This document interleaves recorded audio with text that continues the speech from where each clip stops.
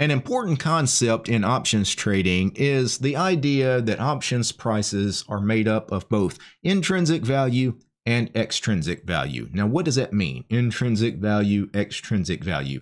And why should you care? Well, you should care because it will help you sometimes navigate your options positions as far as telling you whether you're in trouble on an options position or if your options position is perfectly fine.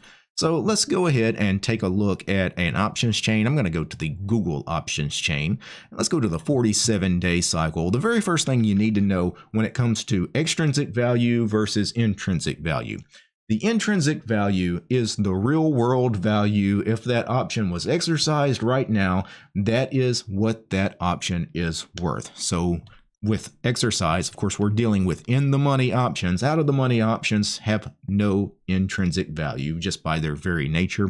Only in the money options have intrinsic value. For example, right now I'm recording on the weekend, but Google has a price, a last price of, we'll call it 189. We'll just say 189 even. So what is the intrinsic value of the 185 call? So this is an in the money call. Well, the intrinsic value would be $4 because it's trading at 189, and this is the 185 call. It is $4 in the money. That is $4 of intrinsic value, all right? The real value that if it were exercised right now, that's what you would get for that option. You would get $4. But the actual price of this option is $10.70 is the mid price. So what does that mean? Well, there is an additional $6.70 of value added to this option. That is the extrinsic value, right? That is the time value mostly. It's time and volatility and some other stuff. It's mostly the time value that is baked into this option. As this option gets closer and closer to expiration, that extrinsic value will decay, right? It will go down. It will eventually have no extrinsic value on expiration. And then all you're left with is the intrinsic value of the option. And I can show you this if instead of 47 days, we go to the 5-day cycle.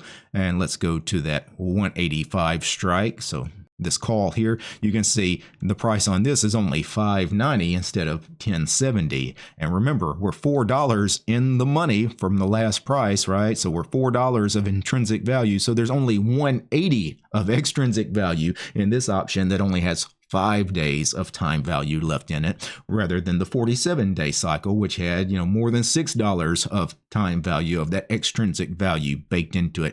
And if we got very close to expiration, say the last day, especially if this was really deep in the money, there might not be any extrinsic value at all left in it in those last few hours. It could be mere pennies. So intrinsic value, again, it's the portion of the option that is in the money. If you're in the money by $5, it has $5 of intrinsic value. If you're in the money by $10, you have $10 of intrinsic value. And everything else that makes up that options pricing is the extrinsic value. And again, intrinsic value is only with in the money options, because out of the money options, they don't have any intrinsic value. For example, if instead of one of the in the money calls, I have one of the out of the money calls, this call here is trading at $1.14. So 114 is the extrinsic value of this option. And the only value this option has is the extrinsic value. There's no intrinsic value. This option could not be exercised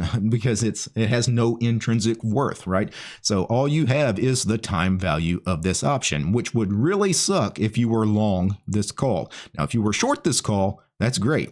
We only have 114 of value left in this option. You probably sold it at 30 days or 60 days, and you probably had, $4 or $5, $6 of value. And now it's degraded all the way to where there's only $1.14 in value left. And of course, if you hold all the way to expiration and you finish out of the money, it will go all the way to zero. The option expires worthless, which is exactly what you want for a short option. And of course, that's exactly what you don't want if you're long the option. So again, this is the extrinsic value.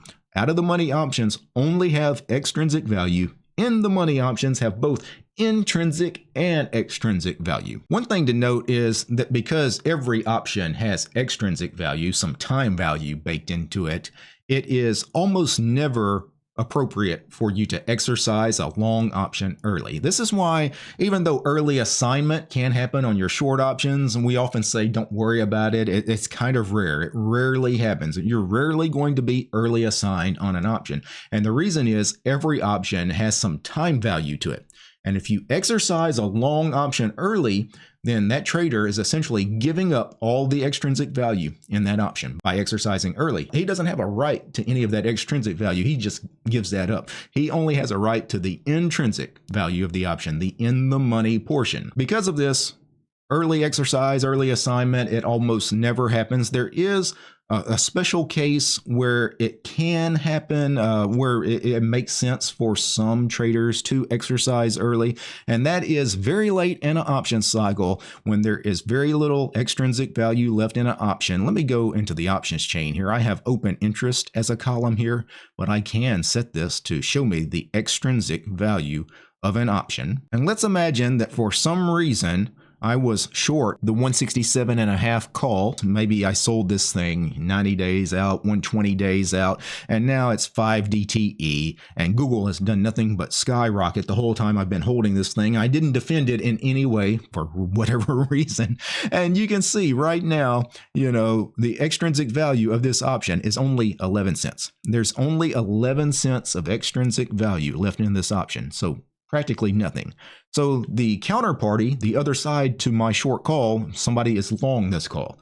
And somebody that's long this call is staring at this. It only has 11 cents of extrinsic value left in the option. Why don't I just go ahead and exercise it now? Because I'm going to get all the in the money, the intrinsic value of this option, which is like $22 in the money. I'm going to get my $2,200 profit. I'll give up 11 cents, right? So it kind of makes sense, especially if Google doesn't really pay a dividend. But if it was a stock that pays a nice juicy dividend, like somebody that pays, you know, a 2%, 3%, 4% kind of dividend, then when some of these shorter dated options, once you get late into the option cycle, there's very little extrinsic value left, and maybe the extrinsic value that is left is less than what the potential dividend for me owning those shares would pay. Then it makes sense for somebody, especially that is long a call, to go ahead and exercise you early on your short call. That way he gets the shares. He is now entitled to that dividend for that stock, which more than makes up for what he gave up on extrinsic value on that option. Here's the thing. Now you get assigned short shares. You owe the dividend, right? The person that's long the shares gets the dividend. The people that are short the shares pay the dividend. So this is not where you want to be. If you have a very deep in the money call that has very little extrinsic value left, especially on a stock that pays a dividend, then there is a very high likelihood that you will get assigned early. So just something to think about, and just a refresher course on what exactly intrinsic value and extrinsic value is with options pricing. Just remember, all options have extrinsic value, the time value, but only in the money options also have intrinsic value. Now, if you want to learn more about options trading, including some of the basics of options trading, things like extrinsic and intrinsic value, check out my book, The Super Wheel Option Strategy. This book is available on Amazon. You'll find a link to it in the description below. Peace, guys.